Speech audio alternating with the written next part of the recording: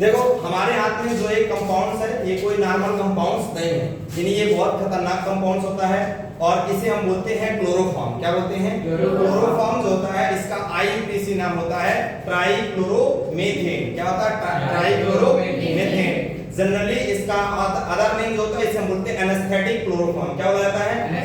Old ancient में या जब भी डॉक्टर जो होते हैं जब ऑपरेशन थिएटर में किसी मरीज को ले जाते हैं तो क्या करते हैं, इस क्लोरोफॉर्म को खाना निकाल के और किसी कपड़े में स्प्रे करके और मरीज को क्या कर देते हैं, इसे स्मेल करा देते हैं, जिससे मरीज जो क्या हो जाता है, बेहोश हो जाता है, एनेस्थेटिक हो जाता है। तो क्या होता था, ऑपरेशन थिएटर में किसी भी डिसीज या किसी भी ऑपरेशन को करने के लिए क्या किया जाता था, उन्हें क्लोरोफॉर्म से क्या किया, क्लोरोफॉर्म क्या किया जाता है, उन्हें स्मेल कराया जाता था। इससे आदमी क्या हो जाता है, बेहोश हो जाता है। लेकिन क्या हो, अगर ये क्लोरोफॉर्म को अगर हम ओपन करके ऐसे एटमॉस्फेयर में खुला छोड़ देते हैं तो जो क्लोरोफॉर्म होता है ये बहुत विषैली टॉक्सिन गैस रिलीज करता है, जिसे हम बोलते हैं फास्जिन। और फास्जिन इतनी खतरनाक यानी इतनी विषैली टॉक्सिन गैस होती है, पॉइजनस होती है कि विदिन 4 से 5 सेकंड में जो इंसान होते हैं उनकी डेथ हो सकती है।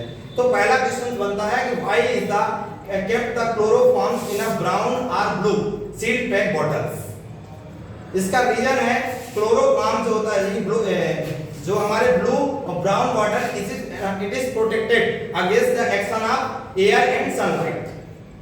यानी ये क्या करते हैं, जो एयर और सनलाइट होती है उससे प्रोटेक्ट करते हैं, इसको कंप्लीट माउथ तक भर कर क्या किया जाता है, रखा जाता है।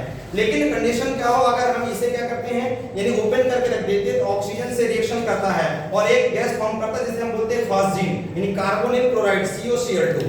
अब COCl2 जो होती है वो खतरनाक होती है, यानी अगर उसे किसी इंसान को स्मेल करा दिया जाए तो उसकी डेथ हो जाएगी, यानी इतनी खतरनाक यानी इतनी पॉइजनस सब्सटेंस होता है। तो फिर क्या किया जाता है, यानी इसके में जो फास्जिन गैस है वो क्रिएट ना हो उसको स्टॉप करने के लिए क्या किया जाता है, इसमें 1% एथिल अल्कोहल को ऐड कर दिया जाता है।